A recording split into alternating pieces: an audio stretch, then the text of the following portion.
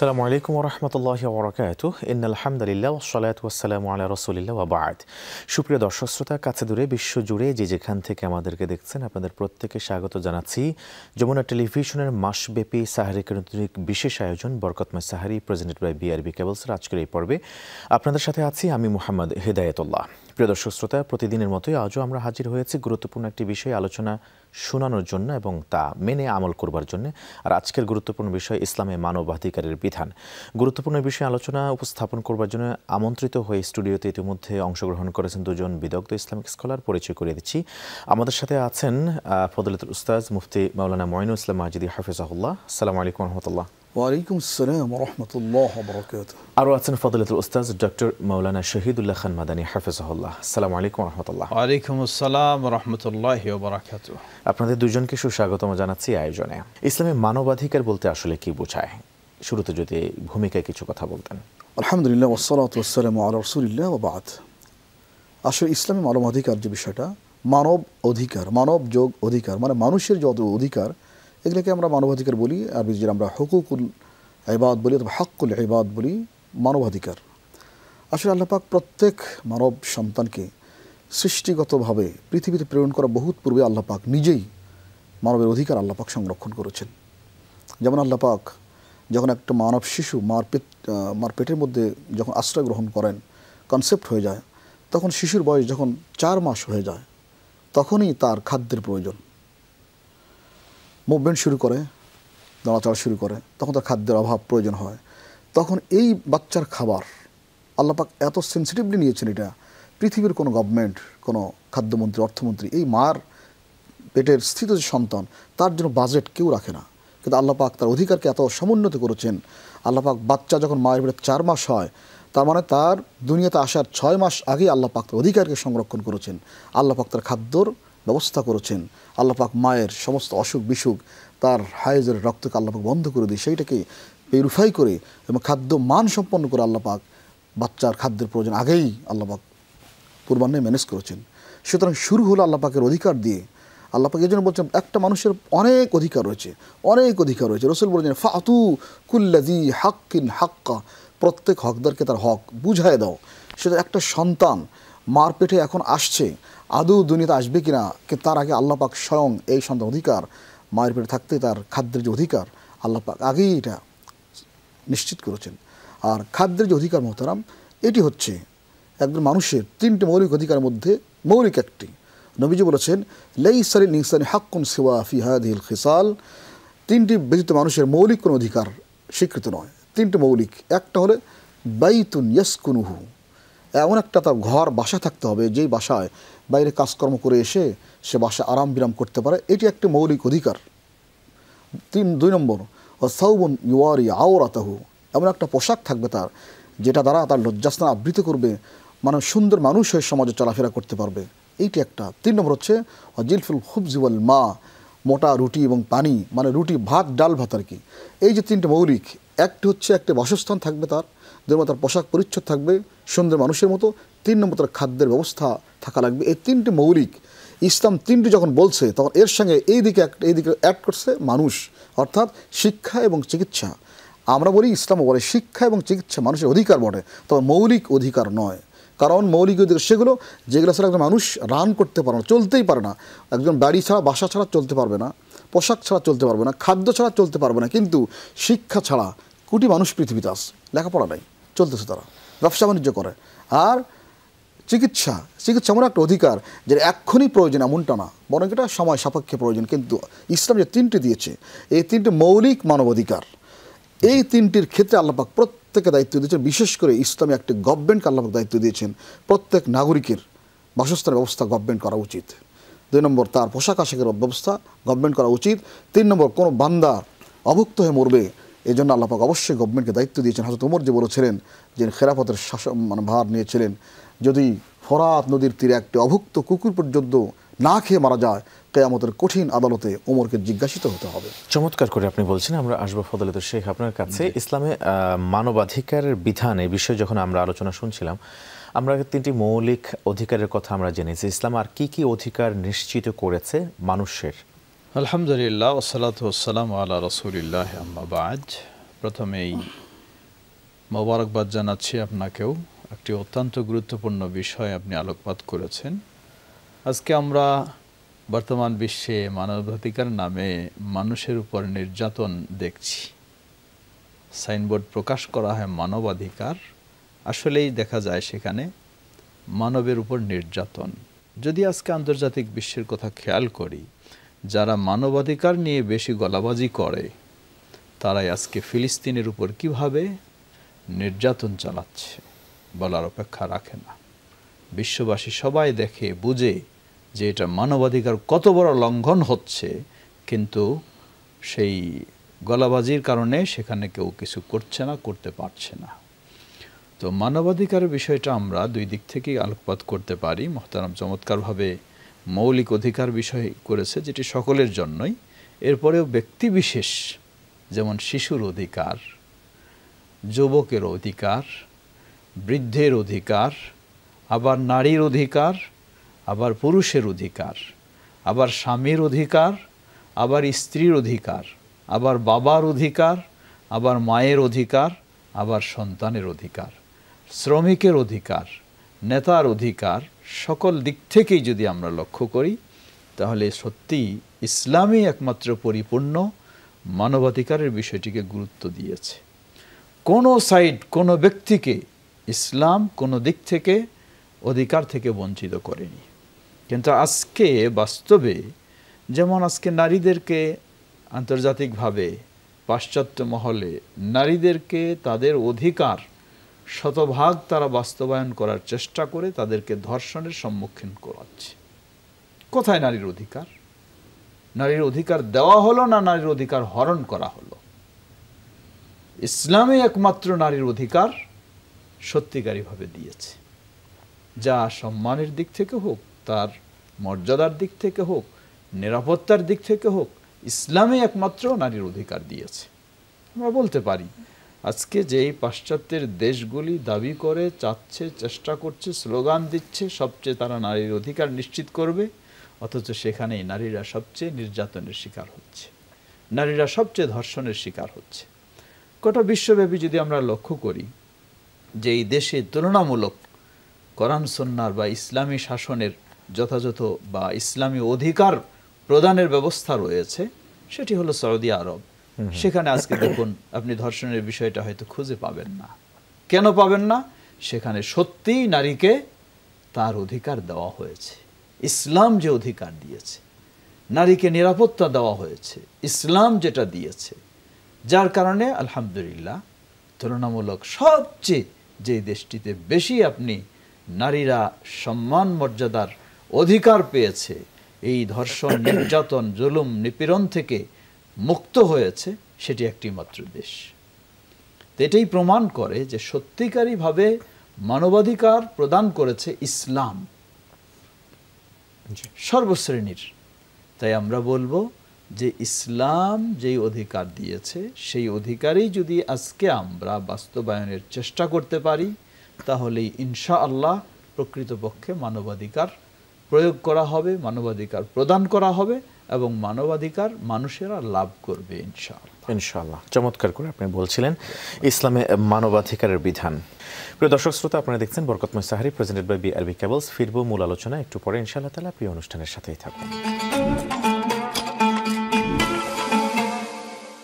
আসসালামু আলাইকুম ওয়া রাহমাতুল্লাহি ওয়া বারাকাতুহু। স্বাগত আরবের মতো প্রিয় দর্শক শ্রোতা, দেখছেন বরকতময় সাহারি প্রেজেন্টেড বাই বিআরবি কেবলস।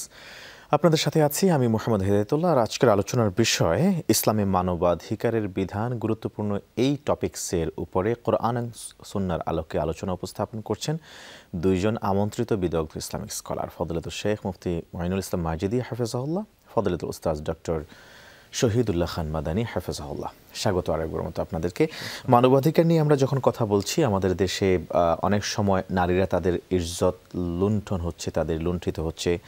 কোনো কোনো ধর্মে এমনটা দেখা যায় যে নারীদের পৈতৃক সম্পত্তিতে কোনো অধিকার নেই, কিংবা এমনও কথা দেখা যায় যে সব দেশে নারীদের বাহ্যিক কোনো অধিকার নেই, প্রতিষ্ঠিত কোনো অধিকার নেই। সেই দেশে শেখ যেমনটা বললেন, গলাবাজি করে সেই নারীর অধিকারের কথা বলা হয়। তারাই আবার আমাদের দেশে এসে নারীবাদী হয়ে স্লোগান তুলে থাকেন। এই বিষয়গুলোকে আসলে কিভাবে দেখা হয়?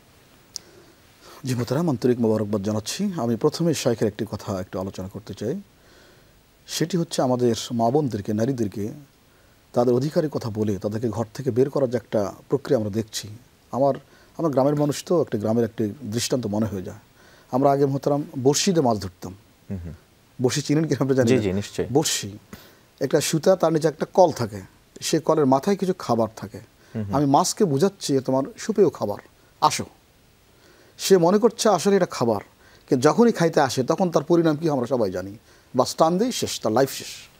তার মানে এই যে একটা বড়শিতে মাছ ধরার মতো একটা ফাঁদ, আমি তাকে বুঝাচ্ছি যেটা তোমার খাবার, আসলে এটা খাবার না, তাকে বরং শিকার করা একটা যন্ত্র বিশেষ। আমাদের মা বোনদের সামনে এরকম বড়শির মতো কিছু চাকচিক্যময় বিষয় সামনে এনে তোমাদের এই অধিকার আছে, তোমরা পাচ্ছ না, এ তোমাদের পাওয়া উচিত, এটা থাকা উচিত, এগুলো বলে আমাদের মা বোনদেরকে তাদের পর্দা থেকে বের করে, পরিবার থেকে বের করে বেহাড়া বানায়া বা রাস্তাঘাটে বেপর্দা বেহায়াপনা ছেড়ে দিল। তাদেরকে বোঝাচ্ছে যে আসলে অধিকার দেওয়ার জন্য, আসলে অধিকার না, বরং ওই মাসের মতো তাদের আব্রু, মান, ইজ্জত, সম্মান, সম্ভ্রম সবগুলো শেষ চরিত্রহীন বানায়া জাতির সামনে পেশ করতেছে। প্রত্যেকটি জায়গায় আমাদের মা বোনদের ছবি ছাড়া একটা বিজ্ঞাপন পর্যন্ত হয় না, বাস তাদের মান ইজ্জত কোথায় চলে গেল। সুতরাং আমরা বলবো আমাদের মা বোনদেরকে আসলে সত্যিকার অর্থে আপনার অধিকার সেই সত্তায় নিশ্চিত করতে পারেন যিনি আপনাকে জন্ম দিয়েছেন। যখন আপনার খাদ্যের প্রয়োজন ছিল কেউ চিন্তা করেন, তিনি চিন্তা করেছেন। আপনাকে তিল তিল করে যে আল্লাহ পাক মানুষ করেছেন, আপনাকে কোরআন শিক্ষা দিয়েছেন, আল্লাহ পাক ওয়াল্লামাহুল বায়ান, কথা বলা শিক্ষা দিয়েছেন, সে আল্লাহ পাকে জানেন আপনার অধিকার আসলে কোনটা আর কোনটা অধিকার নামে অনধিকার। কাজে আমরা যদি প্রত্যেকটা ক্ষেত্রে দেখি তাহলে একজন মানব সন্তান শুরু থেকে শেষ পর্যন্ত কবরস্থ হওয়া পর্যন্ত ইসলাম এমন কোনো বিভাগ নেই যাকে সম্মানিত করে নাই এবং যার অধিকার প্রদান করে নাই। প্রত্যেকটি ক্ষেত্রে মানব সন্তান দুনিয়াতে আসবে, প্রথম অধিকার আল্লাহ বলছেন যে আল ওয়ালিদাত ইউরদিনা আওলাদাহুন্না হাওলাইনি কামিলাইন লিমান আরাদা আন ইউতিম্মার রাদাহ। অর্থাৎ আল্লাহ বলছে প্রত্যেক মা তার সন্তানকে দুধপান করাবে, এটা সন্তানের অধিকার, মায়ের দায়িত্ব, পিতার দায়িত্ব। সুতরাং দুধপান করাবে হাওলাইনি কামিলাইন, পুরা 2 বছর, এটা অধিকার তার। সুতরাং সন্তান পৃথিবীর আসলে একটা মাংসের টুকরোর মতো আল্লাহ পাক তখনই তার অধিকারকে নিশ্চিত করেছেন, দুধপান করাও। এরপরে বাচ্চা কাচ্চা একটু বড় হবে, যখন তার অধিকার হলো তাকে শিক্ষা দীক্ষা দেওয়া, যখন বয়স 7 বছর অধিকার হলো তাকে নামাজের জন্য তাকে বলা। রসুল বলেছেন যে মুরু আওলাদাকুম আবনাউ সাবঈ সিনিন, যখন বাচ্চার বয়স 7 বছর তখন তাকে নামাজের জন্য নির্দেশ করো। আর ওয়াদরিবুহুম আলাইহি ওয়া হুম আবনাউ 10 সিনিন, যখন বাচ্চার বয়স 10 বছর তখন নামাজ না পড়লে, কাজা করলে, বাদ দিলে তখন তাকে মৃদু শাস্তির ব্যবস্থাও করা লাগবে। ওয়াফারিকু বাইনহুম ফিল মাদাজি, এবং 10 বছর হয়ে গেলে বাচ্চার বিছানা সজ্জা আব্বা আম্মার থেকে আলাদা করে দাও, কারণ অনেক কিছুই তারা তখন বুঝতে পারে। সুতরাং এইভাবে যদি আমরা আসি, 7 বছর পার হলো, তার অধিকার হচ্ছে আব্বা মা তাকে সম্মান করবে, মায়া করবে, স্নেহ করবে, দয়া করবে। রসুল করিম আলাইহিস সালাম একদিন বসা ছিলেন, আর রসুলের কাছে আসছেন হযরত হুসাইন রাদিয়াল্লাহু আনহু। রসুল তাকে ধরে বাস চুমা দিলেন, 2 চৌবুকে কপালে চুমা দেন। পাশেই ছিল আব্দুর রহমান ইবনে আউফ। ইয়া রাসূলুল্লাহ, আপনি থেকে এত ভালোবাসেন। বলেন না আবনা ও মিসলু, বলছে আমার তো এরকম 10টা সন্তান আছে, আমি কখনোই তাদেরকে চুমাচামি দেই না। রসুল বলছেন দেখো, মাল্লা ইয়ারহাম লা ইউরহাম, যে অন্যকে দয়া করে না আল্লাহ পাক তাকেও দয়া করেন না। সুতরাং তোমার মন থেকে আল্লাহ যদি রহমত দয়া মাকে উঠাই নেন, আমার তো করার কিছু নেই। সুতরাং এইরকমভাবে সন্তানের অধিকার হলো সে ভুলভ্রান্তি করলে তাকে ক্ষমা করে দেওয়া, আর আমাদের কাছ থেকে সুন্দর আচরণ চাওয়া পাওয়া, এ তার অধিকার রয়েছে, তার শিক্ষার অধিকার রয়েছে। যখন সে বিবাহের উপযুক্ত হবে তখন বিয়ে করানো পিতামাতার দায়িত্বের মধ্যে পড়ে যায়। আল্লাহ পাক বলছেন ওয়া আনকিহুল আয়ামা মিনকুম ওয়াস-সালিহিনা মিন ইবাদিকুম ওয়া ইমাইকুম। আল্লাহ পাক বলেছেন যখন তোমাদের বাচ্চারা বড় হবে, মেয়েরা বিশেষ করে, বিয়ে দাও, এতিম দুস্থ যারা তোমাদের আন্ডারে আছে সবাইকে বিয়ে দিয়ে দাও, এটা তার অধিকার। যদি না দাও ইল্লা তাফআলু তখন ফিতনাতুন আরিজ, যদি তাদের বয়স্ক হলেও বিয়ে শাদীর ব্যবস্থা না করা হয় তাহলে সমাজে অনেক বড় ফিতনা ফাসাদ এটা বিস্তারিত হয়ে যায়। চমৎকার, আপনি একেবারে শুরু থেকে, জন্ম থেকে শুরু করে একেবারে বিয়ে পর্যন্ত অধিকারগুলির কথা এক এক করে সংক্ষেপে তুলে ধরছিলেন। আমি এবার আসবো শেখ আপনার কাছে। মানবাধিকারের বিষয়ে যখন আমরা কথা বলি তখন যে মানুষদেরকে, আপনি তো পূর্বে বললেন যে অকাতরে নির্যাতন করা হচ্ছে ফিলিস্তিনের গাজ্জাবাসীদেরকে, এছাড়াও আমাদের দেশে বিভিন্ন জায়গায় যে মানুষের মৌলিক যে চাহিদা, খাদ্যের চাহিদা, সেক্ষেত্রে যে মজুতদারি করে মানুষের অধিকার খর্ব করা হয়। তাছাড়া অনেক অধিকার আছে যেগুলি মানুষ নষ্ট করছে। অধিকার নষ্ট করলে ইসলাম এই বিষয়ে কি বলেছে, কি বলা হয়, শাস্তির বিধান রেখেছে, এই বিষয়ে কি কিছু বলবেন কিনা? ধন্যবাদ। আসলেই আমরা তো রমাদান মাসে প্রোগ্রাম করছি, আপনি যে কথাগুলি স্মরণ করলেন এটাও খুব হতবাক হতে হয় যে রমজান মাসেও আমাদের এক শ্রেণীর ব্যবসায়ী যারা আছেন সিন্ডিকেট তৈরি করে জনগণের কিভাবে অধিকার নষ্ট করে, কিভাবে রমজান মাসেও পণ্যের দাম বৃদ্ধি করে দেওয়া যায়। কোনো সন্দেহ নেই, আমরা বলবো যে ইসলাম একদিকে যেমন অধিকার প্রদানের নির্দেশ দিয়েছে, অপরদিকে অধিকার হরণ করবে যারা, তাদের শাস্তিরও ব্যবস্থা ইসলাম রেখেছে। তো সেটা সামগ্রিকভাবেও যেমন রয়েছে, তারা অপরাধী বলে চিহ্নিত হবে, অপরদিকে বিশেষ ক্ষেত্র বিশেষেও সেটির শাস্তির ব্যবস্থা রয়েছে।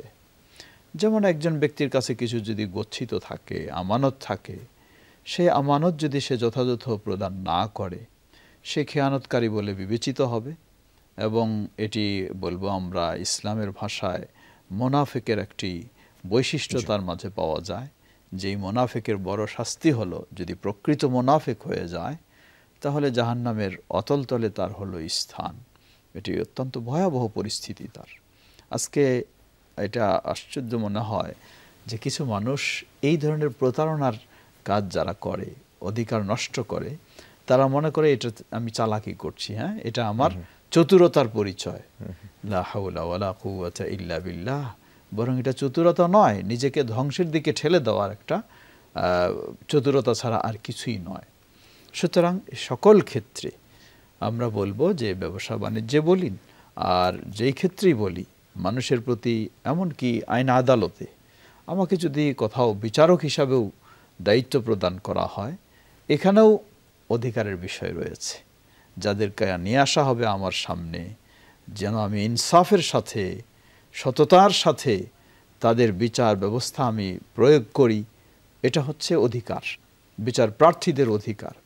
কিন্তু যদি আমি দুর্নীতির আশ্রয় নিয়ে বিভিন্ন উৎকোচ গ্রহণ করে কারো প্রতি অবিচার করে থাকি, এটি কি ভয়াবহ অপরাধ। দুনিয়ার জীবনেও অশান্তি সৃষ্টির একটি মূল কারণ বলবো, আর আখিরাতের জীবনে তার জন্য তো জাহান্নামকে কিভাবে আল্লাহ রাসূল সাল্লাল্লাহু আলাইহি ওয়াসাল্লাম নিশ্চিত করেছেন সেটি বলার অপেক্ষা রাখে না। তাই আমরা বলবো যে মানুষের অধিকার যদি যথাযথ প্রয়োগ না করা হয়, প্রদান না করা হয়, দুনিয়ার জীবনেও বিপর্যয় সৃষ্টি হবে এবং আখিরাতের জীবনে হবে। এই জন্য আল্লাহ সুবহানাহু ওয়া তাআলা বলেন, যাহারাল ফাসাদু ফিল বাররি ওয়াল বাহরি বিমা কাসাবাত আইদিন নাস। আজকে জলস্থলে যে বিপর্যয় আমরা দেখি, সেটি সাধারণ বিপর্যয় বলি অথবা বড় বড় বিভিন্ন মৌসুমী বিপর্যয় বলি, সবগুলি মানুষের এই অপকর্মের ফলাফল। অপকর্মটা কি? সেটি হলো যার যা যেটা হক ছিল, অধিকার দেওয়া, সেটি দেওয়া হয় না। শাসক আজকে শাসিত ব্যক্তিদের, তাদেরকে অধিকার থেকে যখন বঞ্চিত করা হয়, তখন সেই শাসক, জালেম শাসক, অটোমেটিকভাবে সে নিজেও এক সময় এর শাস্তি ভোগ করতে হচ্ছে। এটি গোটা বিশ্বব্যাপী আমরা দেখছি, আমাদের দেশেও দেখছি। সুতরাং সকলকেই আমরা অনুরোধ জানাবো যে সকলেই যখন সকলের অধিকার প্রদান করবে, এতে দুনিয়ার জীবনেও আমরা শান্তি অনুভব করব এবং শান্তি উপভোগ করব, আর আখিরাতের জীবনে তো শান্তির কোনো বলার অপেক্ষাই রাখে না। চমৎকার করে আপনি বলছিলেন মানবাধিকার লঙ্ঘনে কি শাস্তির বিধান ইসলাম রেখেছে। জাযাকুমুল্লাহ খায়রান। দর্শক শ্রোতা, আপনারা দেখছেন বরকতময় সাহারি প্রেজেন্টেড বাই বিআরবি কেবলস। ফিরবো মূল আলোচনা একটা বিরতির পর। প্রিয় আয়োজনের সাথেই থাকুন। আসসালামু আলাইকুম ওয়া রাহমাতুল্লাহি ওয়া বারাকাতুহু। ফিরে এলাম পূর্বের ধারাবাহিকতায়। প্রিয় দর্শক শ্রোতা, আমরা আছি এই মুহূর্তে যমুনা টেলিভিশনের পর্দায় আর দেখছেন বরকতময় সাহারি প্রেজেন্টেড বাই বিআরবি কেবলস। আপনাদের সাথে আছি আমি মোহাম্মদ হেদায়েতুল্লাহ। আর আজকে আলোচনা আমরা শুনছি আমন্ত্রিত দুইজন বিদগ্ধ ইসলামিক স্কলারের কাছ থেকে ইসলামে মানবাধিকারের বিধান। এই আলোচনায় আমাদের সাথে চমৎকার এই স্টুডিওতে আলোচনা পেশ করছেন ফজলাতুল শেখ মুফতি মুঈনুল ইসলাম মাজিদি হাফিজাহুল্লাহ, ফজলত উস্তাদ ডক্টর শহীদুল্লাহ খান মাদানী হাফিজাহুল্লাহ। আপনাদের দুজনকে আরো একবার মতো স্বাগত জানাচ্ছি। আপনি যেহেতু একটি কামিল মাদ্রাসায় প্রধান মুহাদ্দিস হিসেবে দায়িত্বরত আছেন, আপনার কাছে এই প্রশ্নটি রাখাটা আমার মনে হয় অধিক যুক্ত হবে। সেই বিষয়টি হলো শিক্ষা মানুষের একটি মৌলিক অধিকার।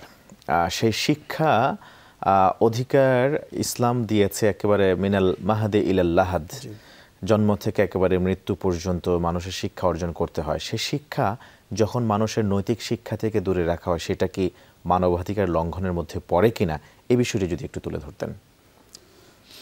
জি মোহতারাম, আপনাকে আন্তরিক মোবারকবাদ জানাচ্ছি। চমৎকার একটি বিষয়কে সামনে আনার জন্য। সত্যিকার অর্থে প্রত্যেক মানুষেরই মৌলিক অধিকারের মধ্যে হচ্ছে শিক্ষা একটা অধিকার তার। এটা কোনো গ্রেস না, এটা কোনো অনুদান না, অথবা কোনো নর্মাল কোনো বিষয় না, এটা অধিকার। কারণ পৃথিবীতে আল্লাহ পাক যখনই কোনো নবীকে প্রেরণ করেছেন, উনি শর্ত আরোপ করেছেন এইটাই, আল্লাহ পাক সকল কিছুর আগে, আমরা মনে করি ঈমান সবচেয়ে বড় জিনিস, নামাজ বড় জিনিস, রোজা হজ বড় জিনিস মনে করি, কিন্তু আল্লাহ পাক কি বলছেন? না, সবার আগে আল্লাহ পাক একটা জিনিস মোকদ্দম করেছেন, ফা'লাম আন্নাহু লা ইলাহা ইল্লাল্লাহ। আল্লাহ পাক যে ছাড়া কোনো মাবুদ নেই, ঈমানের যে মূল কথা, এটার আগে আল্লাহ বলছেন ফা'লাম, এ বিষয়ে জ্ঞান অর্জন করো। তুমি যে আল্লাহকে বিশ্বাস করতে যাচ্ছ, সে আল্লাহর পরিচয়টা কি, ওনার ক্ষমতা কতটুকু, কতটুকু অসীম ক্ষমতার মালিক তিনি, ওনার অবস্থান কি, ওনার পাওয়ার কতটুকু, শক্তি কোথায়, থাকেন কোথায়, অবস্থানটা কি, দুনিয়া আখিরাতে আল্লাহ পাকের ক্ষমতা কতটুকু ব্যাপক। সুতরাং এটা ফা'লাম আগে জানো, ফা'লাম আগে জানো, জ্ঞানার্জন করো। সুতরাং প্রত্যেকটি ক্ষেত্রে জ্ঞানার্জনকে আল্লাহ পাক একবার বাধ্যতামূলক করে দিয়েছেন, প্রত্যেকটি ক্ষেত্রে। মোহতারাম, আপনি একটা বিল্ডিং যদি করতে যান আর সেই সংক্রান্ত জ্ঞান যদি আপনার না থাকে, তাহলে এই বিল্ডিং আপনি সুন্দর করতে পারবেন না। প্রত্যেকটি ক্ষেত্রে নামাজ পড়বেন, নামাজ পড়তে গেলে জ্ঞান লাগবে। রসুল বলেছেন তোমার ইচ্ছে মতো নামাজ পড়লে হবে না, বরং সল্লু কামা রাআইতুমুনি ওয়াসাল্লি, নামাজ ওই রকম পড়ো যেমন আমাকে পড়তে। তার মানে কি, রসুলের নামাজটা উদ্ধার করতে হলে আমাকে জ্ঞান অর্জন করতে হবে হাদিস থেকে, কোরআন থেকে, ইসলামের শরীয়ত থেকে। ঠিক এমনিভাবে যদি হজ আমরা করি, জীবনে একটা বার হজ ফরজ, রসুল বলেছেন খুযু আন্নী মানাসিকাকুম, আমার কাছ থেকে হজ শিক্ষা গ্রহণ করো। সুতরাং সেখানেও শিক্ষার প্রয়োজন। কাজেই শিক্ষা ছাড়া একজন মানুষ একটা পা সামনে ফেলতে পারে না। যদি একটা খাবার দাবার সে খাইতে যায়, শিক্ষা লাগবে, কেমনে খাবারটা সে গ্রহণ করবে, কোন সোর্স থেকে উপার্জন করবে, কোনটা খাবে, কোনটা খাবে না। সুতরাং প্রত্যেকটা জিনিস থেকে জানতে হবে। আল্লাহ পাক হারামকে নিষেধ করেছে তার জন্য, সুতরাং হালাল কোনটি এটা জানার জন্য তাকে জানতে হবে। রসুল বলেছেন আল হালালু বাইয়িন ওয়াল হারামু বাইয়িন ওয়া বাইনাহুমা মুশতাবিহাত লা ইয়ালামুহুন্না কাসীরুম মিনান নাস। রসুল বলেছেন সহিহ মুসলিম বুখারীতে যে হালাল যেটা সুস্পষ্ট, হারামটাও সুস্পষ্ট, এর মাঝখানে এমন কিছু জিনিস আছে যেগুলো সন্দেহপূর্ণ। রসুল বলেছেন মান ওয়াকা ফিশ শুবহাত ওয়াকা ফিল হারাম। সুতরাং কোনো সন্দেহযুক্ত কোনো বিষয়ে লিপ্ত হওয়া যাবে না, কারণ যে ব্যক্তি সন্দেহ নিপজিত হয় সেই যেন হারামে পড়ে গেল। সুতরাং এই যে সন্দেহযুক্ত জিনিসগুলো জানবো কোত্থেকে, তার এলেম এবং শিক্ষা লাগবে। শিক্ষা ব্যতীত একটি সুন্দর পরিবার পরিচালনা করা অসম্ভব। সেখানে একজন বাচ্চা আসবে, সুন্দর সন্তান আসবে, তাকে মানুষ করার ব্যাপার আছে। স্ত্রীর সঙ্গে আমার ব্যবহার হবে কেমন, আমার আব্বা আমার সঙ্গে কেমন ব্যবহার হওয়া উচিত, প্রত্যেকটি ক্ষেত্রে। আমার মা আমার কাছে অনেক সম্মানিতা, আমার আব্বা অনেক সম্মানিত, তার কি অধিকার রয়েছে আমার কাছে। যদি আমি না জানি, এই শিক্ষা না থাকে, আমরা সবাই তো জান্নাত চাই, যে আল্লাহ আমাকে জান্নাত দান করো, আল্লাহ জাহান্নাম থেকে মুক্তি দাও, জান্নাত দান করো। আল্লাহ পাক যে বলেছেন হুমা জান্নাতুকা ওয়া নারুকা, তোমার জান্নাত তোমার পিতামাতা, তোমার জাহান্নাম তোমার পিতামাতা। কেমনে বলবো আমরা? সুতরাং এইটাও জানতে হবে কোরআন এবং সুন্নাহ থেকে। আল্লাহ পাক রসুল যখন বলেছেন মার অধিকার, পিতার অধিকার, এক সাহাবী আসছেন, বলছে ইয়া রাসূলুল্লাহ মান আহাক্কু বিহুসনি সাহাবাতি, হুজুর আমার সবচেয়ে উত্তম আচরণ কে পেতে পারে? রসুল বলছেন কালা উম্মুক, তোমার মা। আবার বলেন সুম্মা মান, তারপরে কি হুজুর? রসুল বলছেন তোমার মা। আবার বলেন সুম্মা মান, তারপরে কি? রসুল বলছেন তোমার মা। আবার বলছেন সুম্মা মান, তারপরে কি? রসুল বলছেন আবুক, তোমার পিতা। সুতরাং আল্লাহ রসুল 4টি অধিকার এখানে বললেন পিতা মাতার, তার মধ্যে 3টা অধিকার মাকে দিলেন, একটা দিয়েছেন পিতাকে। তার মানে কি 75% অধিকার হলো মার, আর পিতার হলো সেখানে 25%। মানে উনি সন্তান পুরস্কার পেলেন আব্বা মা। এই যে অধিকার যে বলা হলো, মার অধিকারটা যদি আমরা ইসলাম না জানি, শিক্ষা দীক্ষা না জানি, তাহলে কেমনে এটা হবে? এই জন্যই তো মোহতারাম রাসূল কারীম হাসান বলছেন পৃথিবীর অনেক মানুষ নিজেকে শ্রেষ্ঠ জ্ঞান করতে পারে। সবচেয়ে শ্রেষ্ঠকে একটা হাদিসের যদি রসুল বলছেন আমরা বলি, রসুল সবচেয়ে শ্রেষ্ঠ মানুষ সেই ব্যক্তি খায়রুকুম মান তাআল্লামাল কোরআন ওয়া আল্লামা। শ্রেষ্ঠ ব্যক্তি সেই ব্যক্তি যে কোরআন শিক্ষা গ্রহণ করে এবং শিক্ষা প্রদান করে। সুতরাং শিক্ষা গ্রহণকারী ছাত্র হলে ইসলামের সবচেয়ে শ্রেষ্ঠ মানুষ। আল্লাহ পাক রসুল তাদেরকে শ্রেষ্ঠতা দিয়েছেন, তারপর ওদের শিক্ষা প্রদান করেন। সুতরাং এগুলো সবগুলো একজন মানুষকে সুন্দর করে গঠন করার জন্য তার অধিকার। এটা তার কাছে, আমাদের কাছে তার এটা মানে নর্মাল কোনো জিনিসটা অনুদান না, বরং তার অধিকার। কাজে অধিকার যদি আমরা প্রদান করি, তাহলে প্রত্যেক মানুষই সুন্দর সফল মানুষ হতে পারে। অনেক চমৎকার করে আপনি বলছিলেন। আমরা এবার শেখ আপনার কাছে আসতে চাইবো যে এখানে মা এবং বাবার অধিকার নিয়ে যখন কথা হচ্ছিল, মাকে 3বার পর অধিকার দেওয়া হচ্ছে, স্বামীকে 25% অধিকার দেওয়া হয়েছে।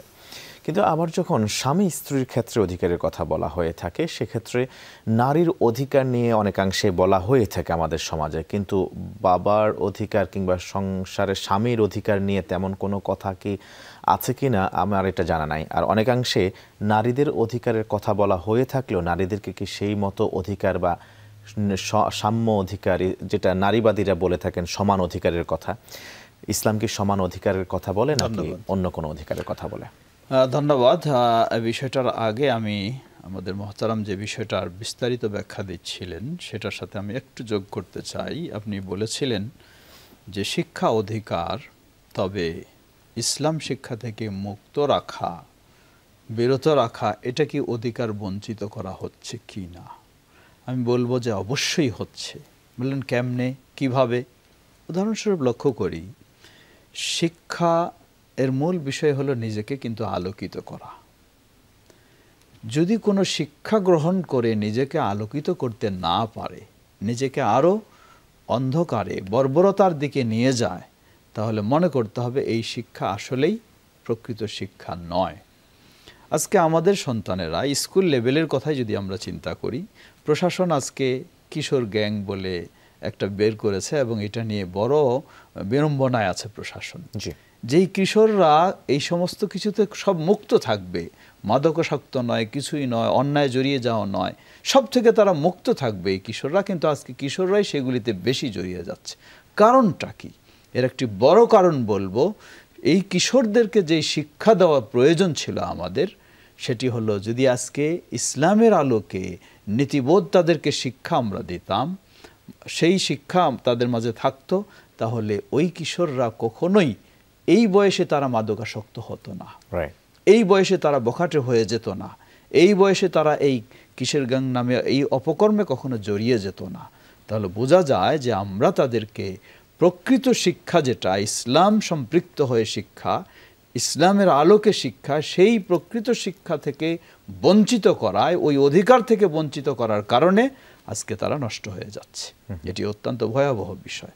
তাই আমরা সকলকে স্মরণ করে দেব, শিক্ষা অবশ্যই, কিন্তু শিক্ষাটা হতে হবে মানুষের জীবনটাকে যেন সুন্দর করে সেই শিক্ষা, যা একমাত্র ইসলামের আলোকে হলেই সম্ভব, না হলে সম্ভব নয়, যা বাস্তব আমরা পাচ্ছি। দ্বিতীয়, আপনি যে বিষয়টি বলেছেন, মা বাবার ক্ষেত্রে যেমন মায়ের অধিকার ইসলাম অনেক বেশি দিয়েছে, তাই এটা নিয়ে কেউ আর কথা বলে না, কোনো মন্তব্য করে না। কিন্তু নারী পুরুষের ক্ষেত্রে, বিশেষ করে পৈতৃক সম্পদের ক্ষেত্রে, ওয়ারিসি সম্পদের ক্ষেত্রে নারী এবং পুরুষ দুজনের যেহেতু কম বেশি রয়েছে, তাই এখানে মানুষেরা কথা বলার সুযোগ নেয় এবং বলে যে ইসলাম এখানে নারীর অধিকার দেয়নি। আমরা বলবো যে আসলেই ইসলামের বিষয়টা যে পরিপূর্ণভাবে বুঝবে না, সে কখনো সঠিক বিষয়টা অবগত হতে পারবে না। ইসলাম কি অধিকার দিয়েছে একজন মেয়েকে, সেই কন্যা থেকে, শিশু থেকে, সেটা কি আজকে কোনো এই যারা ইসলামের এই বিষয়গুলি নিয়ে কথা বলে তারা কোনোদিন লক্ষ্য করেছে? যেই জাহিলি যুগে, এমন বর্বর যুগে নারীদের কোনো সমাজে স্থান ছিল না। এমনকি কোনো পরিবারে যদি মেয়ে সন্তান জন্মলাভ করত, তাহলে তাদের সমাজে মুখ দেখানোর সুযোগ ছিল না। ইসলাম সেখানে এই নারীকেই সর্বমর্যাদা দিয়েছে। এমনকি আল্লাহ রাসূল সাল্লাল্লাহু আলাইহি ওয়াসাল্লাম ঘোষণা দিয়েছেন, কোনো ব্যক্তি যদি দুজন মেয়েকে প্রাপ্তবয়স্ক হওয়া পর্যন্ত আল্লাহকে ভয় করে লালন পালন করে, এটাই তার জান্নাতে যাওয়ার বিষয় হবে, এটাই জাহান্নাম থেকে মুক্ত হওয়ার বিষয় হবে। সেই মর্যাদা দিয়েছে ইসলাম এই শৈশব, নারীর শৈশব বয়সে। এরপর যখন সে দাম্পত্য জীবনে যাবে, অটোমেটিক ইসলাম দায়িত্ব দিয়েছে এই নারীর ভরণ পোষণ সব কিছুর দায়িত্ব দিয়েছে একজন পুরুষের হাতে, তার স্বামীর হাতে। কোনোই তার রোজগারের দায়িত্ব তাকে দেওয়া হয় নাই। যখন এভাবে ইসলাম তার ভরণ পোষণের দায়িত্বটা অপরের হাতে তুলে দিয়েছে, সুতরাং তার তো সেখানে প্রয়োজন নেই। এজন্য আমরা বলবো ইসলাম কখনো সমতাতে বিশ্বাসী নয়, ইসলাম বিশ্বাসী হলো ন্যায্য অধিকারে। চমৎকার। ন্যায্য অধিকার, যার যেখানে যেটা প্রয়োজন ইসলাম তাকে সেটা দিয়েছে। অনেক অনেক ধন্যবাদ জানাচ্ছি আপনাকে শেখ, চমৎকার করে আলোচনা করেছিলেন যে ইসলামী মানবাধিকারের বিধান বিষয়ে। আর আপনাকেও ধন্যবাদ জানাচ্ছি চমৎকার করে উপস্থাপন করার জন্য। জাযাকুমুল্লাহ খায়রান।